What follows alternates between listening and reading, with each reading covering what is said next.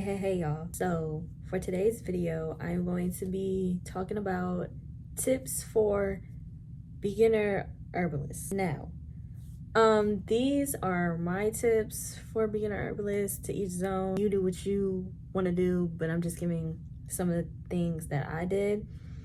This is your journey, so go whatever rocks your boat.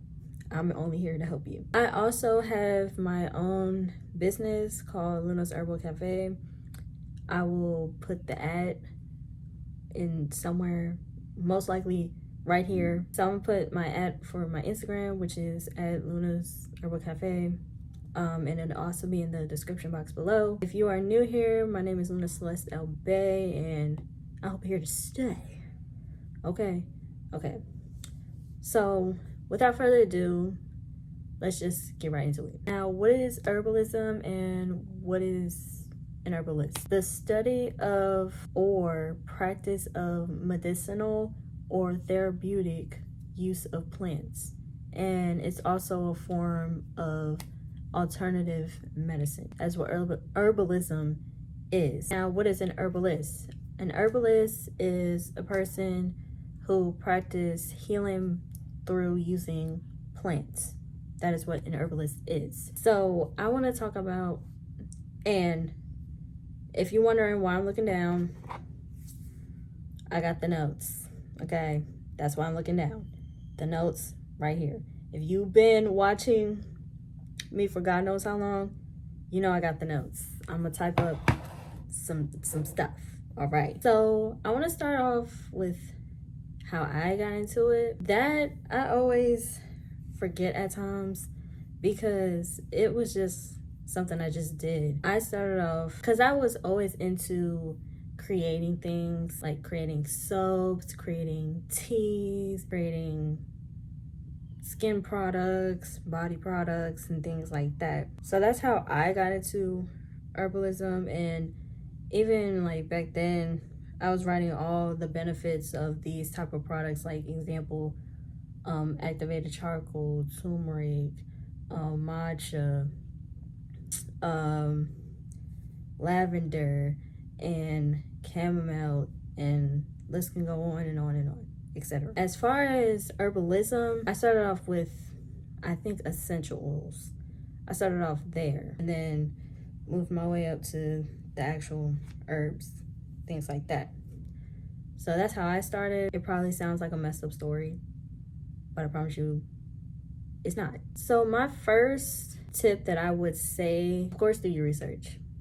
Please do your research on herbalism. If herbalism is really something you want to do your research. Look up the benefits of all the herbs and things like that. So please do your research. You can do herbalism books, or you can take a herbalist course, a class, like I did back in 2022. That's when I took my class. You don't have to do a course, but if you want to, knock yourself out. Do your research on looking for a course. Me, I still want to do courses simply because to better my knowledge, of course, to study. And if you cannot afford to getting a course, then my best bet, get you them books. Okay, now as far as herbalism books, that will be a whole nother video for a whole nother day. All right, my next tip for you all, if you are getting into herbalism, start off small. Don't have 200 herbs in one tea bag. That's crazy. Start off small. Start off with one herb, then work your way with two, and focus on one or two herbs. Me, when I first made a tea, my first tea that I made was a tea for sleep. So sleeping herbs are lavender, chamomile, peppermint. These are examples of the type of tea, the type of herbs that will help with sleepiness. So I started off small. I started off making a sleepy tea, like I said, a tea for sleep, which was only 2 ingredients.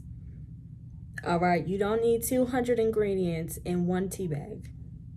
You don't need that. And then not only that, there are some herbs that you can be allergic to. So definitely do your research on that as well. And don't be messing around and finding out, you know. But it's also important to mess around and find out, but not to the point where you about to die type of thing. So yeah, start off small. Example of a tea you can start with. It's just an example. You don't have to start it off with this tea. If you don't want to, teach yourself. Whatever rocks your boat. A perfect example to start it off with is lavender. You can start it with lavender. It's good for sleep. It's good for calming that ass down. Okay, good for anxiety and things like that. And it can also calm acne scars, your acne, which I am breaking out terribly. But that's an example of an herb you can start off with. And as far as herbs that I think everybody and their mama and pappy should have, that's also another video for a different day. Number 3. Yeah, I was on number 3 because first one was do your research. Second, start off small. Start off with one herb, 1 or 2 herbs. 1 or 2. All right. Now, number 3. This ties in with number 1, but learn how to identify what kind of herbs they are. Learn, like, when you look at an herb, you should not immediately know what it is. You can question it. What kind of herb that is? What herb is that? I gotta do my research when I get home. But you should know, like, how to correctly identify herbs. All right, please understand safety. Not all herbs are good herbs. Some herbs you will be allergic to. Some herbs may have you go to the bathroom. Okay. Some herbs are not all herbs are good for you. Example, like burdock root. I tried burdock root and them things gave me hives. So I'm not messing around and finding out with burdock root. I would not mess with burdock root on a good day. Some herbs are not all good herbs, and there are some herbs that you shouldn't use while you're pregnant, for example. And keep in mind, I even let people know that all the herbs that I use as far as for my business, they're not always going to be a cure. They're not going to be a cure as much as I would love for them to be a cure. Okay. They're not always going to be a cure. And I let people know to please consult with medical professions. I am not a doctor. I am not a medical profession at all. So I let that be known. And if you are going to start your herbalist business, please let people know that. Unless you are a medical profession. Now, if you are, teach his own. Excuse me.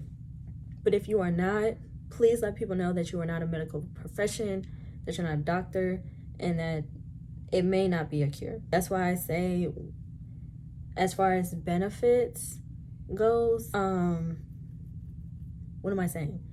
As far as benefits go, I say they may help with, because it's possible that they may help you with this particular thing, but then it's also possible that it may not help you. So if it may not help you, then look for a different herb that can help you, if that makes sense. Keep a journal. If you are making different batches, teas, steams, bath salts, salves, tinctures, and those types of things, keep a journal. Write the recipes in that journal. Write the benefits of the herbs. Write what kind of herb it is. You can even draw the herb. To be honest, keep a journal. It is very important for a beginner herbalist to have a journal.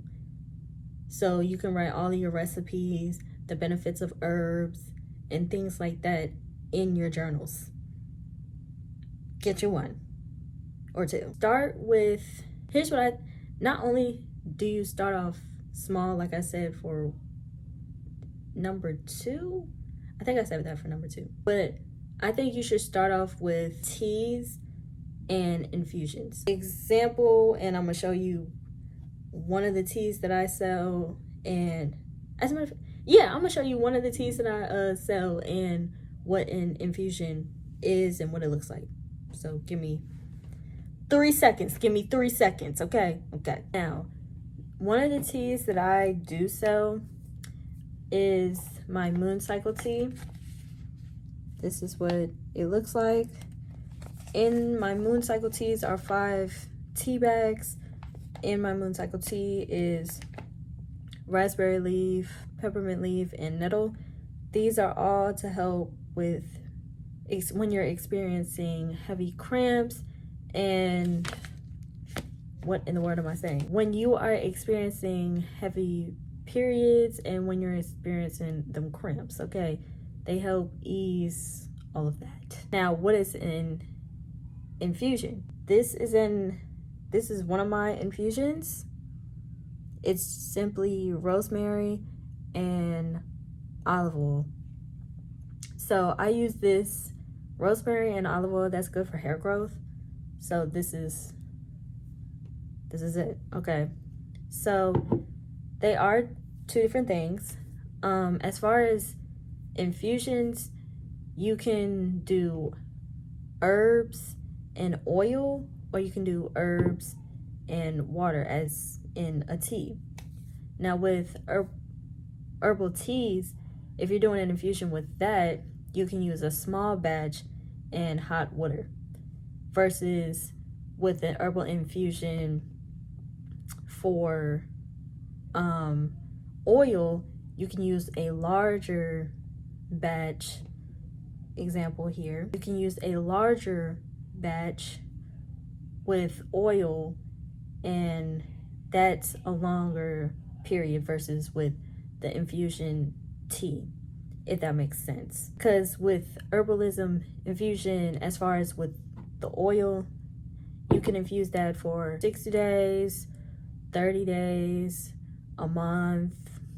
Some people do a year. That's up to you though. To each his own. And many other infusions. So those are the example of an infusion. This infusion in oil and herbal teas. So start off small, 1 or 2 herbs, 1 or 2, start off with 1 or 2 herbs. Start off small. Don't start 200 herbs in an infusion, 200 herbs in a tea. No. And start with making a tea and an infusion. All right. Now, the next one. Study and practice regularly. As far as that, herbalism, just like many other careers, and if you're researching something new, you need to study. You need to practice. Practice makes better. Practice does not make perfect. It makes better. Okay? All right. It does not make perfect. So study, read them books. If you want to take courses, I encourage you to take those courses. I took a course. I still want to take more courses to better my knowledge, and of course read books. Now, as far as the books that I recommend, that's a different video for a different day. And build your knowledge, build your confidence. When you want to become an herbalist or any career field that you want to be in, you got to build that confidence. You got to know what you're talking about, okay? And it's okay not to know, all right? I promise you it is. If there's a herb that I don't know, then I don't have a problem with saying that I don't know this particular herb, but I'm going to do my research on it. Okay, when somebody asks me about a benefit for a specific herb, example, hibiscus, example, throwing it out there. Me, I write everything down. You saw my notes. I write them in my notes. I write them in my journals. If I don't remember the specific benefit for a specific herb, this is what I tell people. I know what herb you're talking about. It's in my notes. These are a few of the benefits. It's a little foggy, but it's in my notes. I'm gonna go in my notes, read oh, boom, the benefits of this herb is this, and this. Okay, boom. No hard feelings. Don't be scared to do that. Not to be all serious, but what I'm saying is study and practice regularly. Okay, all right. The next advice that I have for beginners. Now, me, and I'm guilty.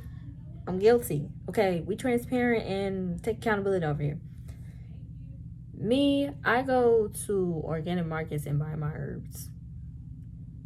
But there are people that actually grow their herbs, which my family grows their herbs. I don't tag along with them to grow them, if that makes sense. But yeah, grow your herbs if you want to.